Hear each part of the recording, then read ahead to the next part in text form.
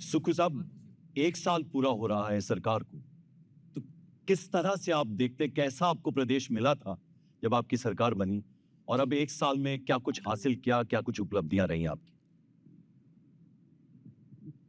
1 साल 1 महीना पूरा हो चुका है और निश्चित तौर पर जब मैं मुख्यमंत्री बना, तो हमारे प्रदेश की आर्थिक हालत ठीक नहीं थी। जब हम आर्थिक बदहाली के दौर से गुजर रहे हैं, अधिकारी आपके पास आकर लेखा-जोखा रखते हैं और जब आपके सामने तस्वीर साफ होती है, तो किस दृष्टिकोण से हमने आगे बढ़ना है और उसके 2 महीने बाद हमारा बजट था। उस समय हमने प्रयास किया कि पहले बजट में हम अपनी सरकार की दिशा तय करेंगे। पहला बजट आया, हमने व्यवस्था परिवर्तन किया और व्यवस्था परिवर्तन के आधार पर मैं कह सकता हूं कि जो हमारी इकॉनमी में सुधार हुआ और 20% हमने इम्प्रूवमेंट अपनी इकॉनमी की और एक दिशा तय की कि 31 मार्च 2026 तक हिमाचल प्रदेश को ग्रीन स्टेट के रूप में विकसित किया जाएगा। अब ग्रीन स्टेट क्या है? किस प्रकार की जलवायु है, जिस प्रकार का हमारा प्राकृतिक सौंदर्य है, उस आधार पर हमने नीतियां बनाई और उसमें हम सफलता से आगे बढ़ रहे हैं। आने वाले समय में पूरे हिमाचल प्रदेश में आपको इलेक्ट्रिकल व्हीकल्स के रूप में मिलेंगे। ग्रीन हाइड्रोजन में हिमाचल प्रदेश में हम अग्रणीय बनेंगे और आत्मनिर्भर हिमाचल की नींव रख रहे हैं। 2027 तक बजट दिशा तय करता है, सोच बदलता है और हमारी सरकार का प्रयास है कि बजट के माध्यम से सोच भी बदलनी है और दिशा भी बदलनी है। सोच और दिशा की आप बात कर रहे हैं, तो ये बताइए कि जो विपक्ष है वो लगातार हमलावर है। वो कह रहा है 10 गारंटी याद दिला रहा है। उसमें एक गारंटी थी कि 1500 रुपए हर महिला को मिलेंगे। तो बोल रहे हैं कि अब उसमें आपने कैटेगरीज बना दी हैं। देखिए, एक बात है, विपक्ष का काम हल्ला करने का ही होता है लोकतंत्र में। उनको किसी ना किसी तरह से विरोध करना ही है। कोई ऐसा विपक्ष नहीं होता जो सत्ता पक्ष की प्रशंसा करे। हमने जो गारंटीज की बात वो कर रहे हैं, पहले हमने गारंटी ओपीएस लागू करके दे दी। उसमें हमारा सामाजिक और मानवीय दृष्टिकोण था।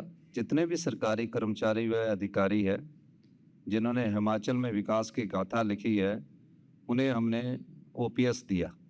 हिमाचल पहली स्टेट बनी, उसको लागू कर दिया और तकरीबन 800 लोगों को ओपीएस मिलना शुरू हो गया। अगर ओपीएस ना मिलती तो कितनी पेंशन मिलती, किस तरह उनका बुढ़ापा सुरक्षित रहता? 2700 रुपया उनको मिलता एनपीए के रूप में, आज उनको 27,000 रुपया मिल रहा है। तो ओपीएस देकर हमने जो भी सरकारी कर्मचारी अधिकारी थे जिन्होंने हिमाचल में विकास की गाथा लिखी थी, उनकी बुढ़ापा हमने सुरक्षित कर दिया। सुक्खू जी के बारे में हम एक बात आपको बता दें कि वो कॉमन आदमियों के सीएम ऐसा इनके बारे में कहा जाता है। और इतनी बड़ी त्रासदी से हिमाचल प्रदेश इस बार गुजरा है सुक्खू साहब, कितना मुश्किल था आपके लिए। और हमने आपको देखा, वो तस्वीरें आपकी देखी जब आप पैदल चलते थे कई कई किलोमीटर, हर उस जगह पर आप गए। तो क्या उससे उबरने में भी बहुत वक्त लगेगा या काफी हद तक उबर चुका है हिमाचल उससे? देखिए, हिमाचल के इतिहास की सबसे बड़ी त्रासदी थी ये। भयंकर तबाही हुई और ये तबाही क्लाइमेट चेंज का मुख्य कारण रहा। आज हिमाचल में हुई, कल आने वाले समय में और स्थानों पर भी धीरे धीरे होगी। जब ये तबाही 7 जुलाई को हुई, क्लाउड बर्स्ट की बहुत घटनाएं हुई और 7 जुलाई को कुल्लू में, पूरी स्टेट में कुल्लू में बाढ़ जो आई, पूरा कुल्लू देश से कट गया। मैं अपने विधानसभा क्षेत्र में था, वहां से गया, पूरे हिंदुस्तान के एमपीज के फोन आ रहे थे कि हमारे परिवारजन यहाँ फंसे पड़े हैं, इनको आप निकालिए। मैं धन्यवाद करना चाहूँगा हिमाचल की जनता का, हिमाचल के कर्मचारियों का, हिमाचल के सभी हमारे मंत्रिमंडल के सदस्यों का। हमने 48 घंटे में टेम्परेरी बिजली भी जोड़ा, पानी भी जोड़ा, और जो टूरिस्ट 75,000 के करीब कुल्लू जिला में टूरिस्ट फंसे हुए थे, कसोल, मनाली, सब जगह टूरिस्ट फंसे हुए थे, और 15,000 गाड़ियों को निकाला। कहीं अराजकता का माहौल नहीं था, सबको आराम से छोड़ा। होटल वालों ने जो गेस्ट थे उनको भी बिना पैसे के उनको जाने दिया। तो ये हमारी संस्कृति है। और एक घटना मैं आपको बताना चाहूँगा, जुलाई महीने में चंद्रताल में बर्फ पड़ी थी। 295 के करीब टूरिस्ट वहाँ फंसे हुए थे, कोई पूना से, कोई मुंबई से, कोई केरला से, कोई तमिलनाडु से। हमने एयरफोर्स से मदद मांगी। एयरफोर्स ने पहली सॉर्टी के बाद ये कहा कि हम अब दोबारा सॉर्टी के लिए नहीं जाएंगे। इनएबिलिटी शो की कि वहाँ लैंडिंग सुविधा नहीं है। हम चले भी गए और कोई दुर्घटना होगी तो उसकी गारंटी अगर सरकार लेती तो हम उस बात पर विचार कर सकते हैं। सुकू साहब जरा ये मैं बताइए। इसको बात को इसलिए बताना चाहता हूँ, जी, अगर एक दिन भी देरी हो गई होती, एक दिन भी, तो वो पर्यटकों के साथ कुछ भी घटित हो सकता था। हमने अपने 2 मिनिस्टर -4 डिग्री टेम्परेचर में जुलाई में जेसीबी में बैठकर 4 से 6 फुट में बैठकर भेजे, और उनको 200 टू 95 टूरिस्टों को बाहर निकाला और उनके घर सुरक्षित पहुंचाया। यही गुड गवर्नमेंट और गुड गवर्नेंस की बात होती है। गुड गवर्नेंस की आप बात कर रहे हैं तो एक बड़ा चैलेंज जो था, जो त्रासदी झेली हिमाचल ने, उसमें जो एप्पल ग्रोअर है, वो जो सेब की खेती करते हैं, या फिर जो होटलियर्स हैं, उनकी एक तरह से कमर टूटी। तो उससे कुछ हद तक उबर पाए हैं। देखिए, एप्पल ग्रोवर्स के तो हमने फसल को मंडी में पहुंचा दिया। टूरिज्म पॉइंट ऑफ व्यू से जो होटल इंडस्ट्री है उसको नुकसान हुआ, सरकार को जीएसटी के रूप में जो मिलता था उसका नुकसान हुआ।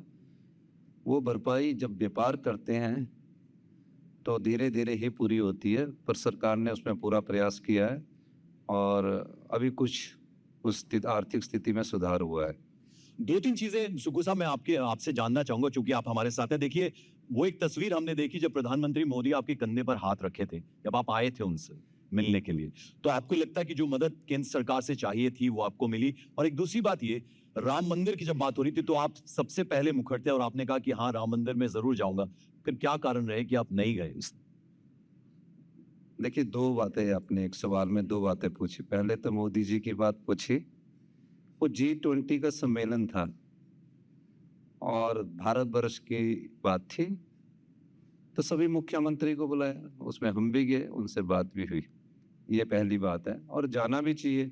जहाँ देश की बात हो तो सब लोगों को जाना भी चाहिए, इसमें क्या कोई दो राय नहीं है। दूसरी, राम मंदिर की बात। राम मंदिर तो हम सुबह शाम अपने घर में रोज पूजा करते हैं। राम आराध्य हैं, मर्यादा पुरुषोत्तम राम के अपने आदर्श है।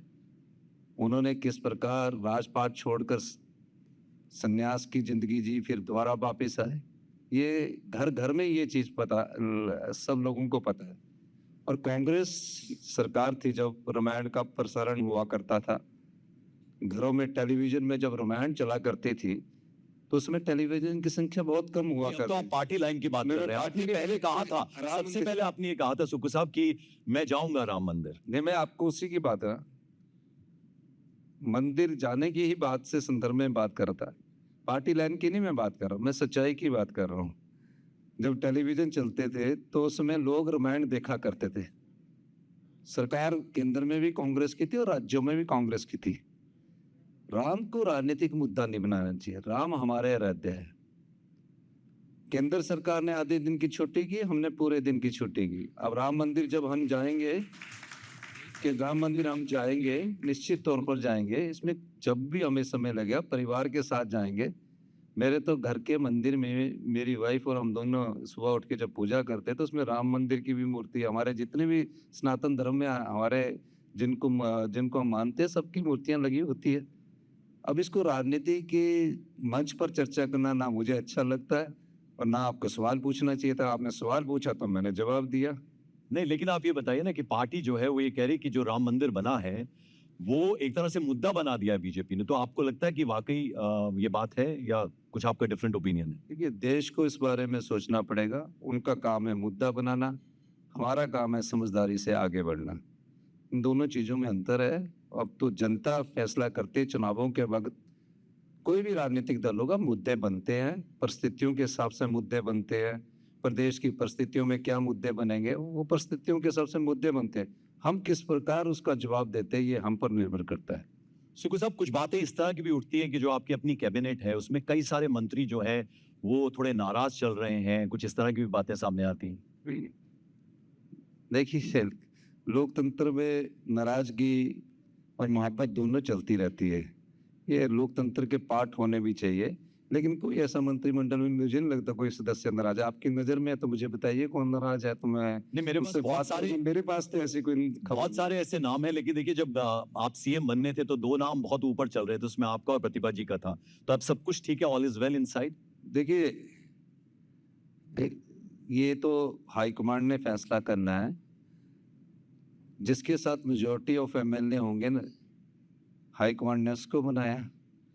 क्लेम सभी कर सकते हैं। जो एमएलए बन जाता है उसकी एलिजिबिलिटी सभी पदों के लिए हो जाती है। पहले एमएलए बनना जरूरी होता है, तो कोई भी करे, उसमें कोई दो राय नहीं। और अगर हम टूरिज्म की बात करें, हिमाचल चूंकि इतने सारे लैंडस्केप्स हैं, इतनी सारी जगहें हैं, खूबसूरत टूरिस्ट डेस्टिनेशंस हैं, तो कश्मीर में जब प्रॉब्लम हुई थी तो सारा जो टूरिस्ट था वो हिमाचल की तरफ डाइवर्ट हुआ। तो जिस तरह के संसाधन बनने चाहिए थे, जिस तरह से सड़कें होनी चाहिए थी, अब उस दिशा में टूरिज्म सेक्टर की अगर हम बात करें, क्योंकि सबसे प्रमुखता से अगर हिमाचल को जाना जाता है तो उसकी वजह से जाना जाता है, उस क्षेत्र में किस तरह से आपकी सरकार काम कर रही है अब आगे? इंफ्रास्ट्रक्चर किसी भी हिल स्टेट में मजबूत होना चाहिए, ढांचागत मजबूत होना चाहिए। दो चीजें हैं। पहाड़ जो होता है, जब पहाड़ की आप कटिंग करते हैं तो लैंडस्लाइड्स पहाड़ के स्वभाव में है। लैंडस्लाइड स्लाइड जो होते हैं ना, ये हर साल होते हैं, पहली बार नहीं हुआ। पहाड़ कटेगा, 4 साल उसका स्टेटा सेटल होने में लगता है। इंफ्रास्ट्रक्चर में कुछ कमियां हैं। हमारी सरकार सभी डिस्ट्रिक्ट हेडक्वार्टर्स को हेलीपोर्ट से जोड़ रही है। आने वाले 2 साल में जब आप चंडीगढ़ आएंगे और शिमला में आएंगे तो 18 मिनट में हेलीपोर्ट से शिमला पहुंच जाएंगे। इस तरह नए टूरिस्ट डेस्टिनेशन को हम डेवलप कर रहे हैं। धर्मशाला एयरपोर्ट को हम बड़ा कर रहे हैं और हेलीपोर्ट से अभी हमने 8 डिस्ट्रिक्ट्स के टेंडर कर दिए हैं। क्योंकि कोई भी चीज़ धरातल पर आने के लिए समय लगता है, तो हमारे सभी डिस्ट्रिक्ट हेडक्वार्टर्स आपको हेलीपोर्ट से जुड़े मिलेंगे। और 2-3 चीज़ें और बताना चाहता हूँ टूरिज्म। जी। शिमला को आप टूरिज्म समझते हो। हिमाचल की सुंदरता को अगर थोड़ा और गहराई से देखोगे तो हिमाचल में बिग हिमालय है, मिड हिमालय है, शिवालिक है, प्लेन है। सेब भी होता है, संतरा भी होता है, आम भी होता है। हर प्रकार का टेम्परेचर वहाँ मिलता है। आजकल सर्दियों में अभी तो बर्फ गिर रही है, आप जाओगे तो यहाँ तो फोग रहेगी। तो दिल्ली के लोगों को भी या नॉर्दर्न इंडिया के लोगों को भी सर्दी के समय शिमला जाना चाहिए, क्योंकि बड़ा तेज धूप चमकती है जब सूरज निकलता है। हाई जितनी भी नॉर्दर्न इंडिया में ऑक्सीजन आती है ना, हम नॉर्दर्न इंडिया के लंग्स हैं। इतने हमारे 68% फॉरेस्ट कवर है, इसलिए हम नॉर्दर्न इंडिया के लंग्स है। तो टूरिज्म पॉइंट ऑफ व्यू से इंफ्रास्ट्रक्चर में अभी हमें थोड़ा काम करना है। हाई एंड टूरिज्म को भी हमने डेवलप करना है, डेवलप हुआ भी है। टूरिस्ट कैसे हिमाचल में रुके, 2 दिन की जगह 3 दिन 4 दिन, उस पर स्टडी चल रही है। बच्चों के साथ जो पेरेंट्स आते हैं तो बच्चों के लिए क्या सुविधा होनी चाहिए, यंग कपल आते हैं उनके लिए क्या सुविधा होनी चाहिए। यंग कपल तो हमारा कसोल फुल रहता है। जितने IITN हैं, IIM के लोग हैं, सब कसोल जाते हैं। सारे यंग लोग कसोल जाते हैं मनाली में। तो नए डेस्टिनेशन डेवलप कर रहे हैं, इंफ्रास्ट्रक्चर डेवलप कर रहे हैं, 2 साल बाद हिमाचल का जो इंफ्रास्ट्रक्चर है बहुत सुंदर और बहुत अच्छा सुखू साहब, एक बहुत पुराना झगड़ा है वो अपर महासुका और लोअर महासुका, यानी शिमला से ऊपर का हिमाचल और शिमला से नीचे का हिमाचल। उसको कहीं ना कहीं आप पाट पाए हैं, क्योंकि मैंने ये भी देखा कि आपकी दिलचस्पी बहुत ज्यादा पौंग डैम, इतना बड़ा रिजर्वायर है, तो ज्यादा से ज्यादा टूरिस्ट वहां भी आए। कांगड़ा वैली इतनी खूबसूरत है। ज्यादातर लोग अभी तक शिमला, कुल्लू मनाली या फिर चंबा तक चले जाते थे, खजियार वगैरह। लेकिन डेजर्ट से, हालांकि लाहौल स्पीति की अगर हम बात करें, ताबो जैसी मॉनेस्ट्री वहां पर है, लेकिन इस तरफ जाएं तो शायद आपकी सरकार वहां ज्यादा ध्यान दे रही है। नहीं, हमारे टूरिज्म को काफ़ी प्रकार से हमने डेवलप करना है। अब अपर और लोअर का क्या, पूरे विश्व का डिस्टेंस शॉर्टर हो गया। सोशल मीडिया ने सारा ही डिस्टेंस शॉर्टर कर दिया, ये नहीं रहा। हमारे वाटर बॉडीज बहुत बड़ी है, 100 किलोमीटर्स की वाटर बॉडीज है। ऊपर बिग हिमालय में मेडोज है। तो हम हर प्रकार से टूरिज्म डेवलप कर रहे हैं। हमारा मई, जून, जुलाई, अगस्त में -1 डिग्री टेम्परेचर के लिए स्पीति वैली है, मैंने वहाँ हिमाचल डैम बनाया। तो हर प्रकार का टूरिज्म को हम डेवलप कर रहे हैं और आने वाले समय में हम टूरिज्म पॉलिसी को भी चेंज कर रहे हैं।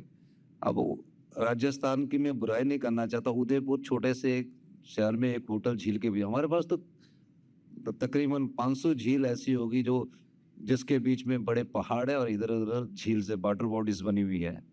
तो हम उनको भी डेवलप कर रहे हैं और निश्चित तौर पर हाई एंड टूरिज्म फैसिलिटीज को हम डेवलप कर रहे हैं। बड़े बड़े होटल इंडस्ट्रीज हमारे साथ आ रही है, आईटीसी के साथ, इन्हीं के साथ हमारी बातचीत चल रही है और ओबराय के साथ हमारी बातचीत चल रही है। सभी टूरिज्म के जो बड़े फैक्टर वहाँ आ रहे हैं और आने वाले समय में अभी हमारे पास गोवा से ज़्यादा टूरिस्ट जाता है। समर फेस्टिवल मेरे बचपन से मैंने देखा हिमाचल में, वो उसका आयोजन होता है, बड़े पैमाने पर होता है। इस बार आपने विंटर कार्निवल की शुरुआत की, उसमें कैसा रिस्पांस आपको मिला? क्योंकि डरते थे लोग जब त्रासदी हुई, तो आप उनको बाकायदा कैसे वेलकम करते थे? सोशल मीडिया के जरिए वो हमने वो देखी आपकी तस्वीरें भी, तो किस तरह का रिस्पांस रहा? कैसा लोग, कितना टूरिस्ट वहां पर पहुंचा विंटर कार्निवल के लिए? विंटर कार्निवल हमारा फर्स्ट टाइम क्रिसमस से शुरू हुआ और न्यू ईयर के एंड में ख़त्म हुआ। तो निश्चित तौर पर विंटर कार्निवल में काफ़ी टूरिस्ट शिमला आया, लेकिन कई बार नेगेटिव न्यूज़ चलती है। अब मनाली की क्रिसमस तो अच्छा रहा, लेकिन क्रिसमस के बाद पूरे सोशल मीडिया में ऐसा लगा कि बहुत ट्रैफिक जाम मनाली में हो चुका है। मनाली में कोई ट्रैफिक जाम नहीं था, उनका न्यू ईयर फीका पड़ गया, होटल खाली रहे, क्योंकि सोशल मीडिया ने जो अटल टनल को क्रॉस करके जाम कहाँ लगता है, अटल टनल्स और मनाली के बीच में, वो तस्वीरें बड़ी भयंकर दिखाई और लोगों ने अपनी बुकिंग कैंसिल की। उसका नुकसान होता है।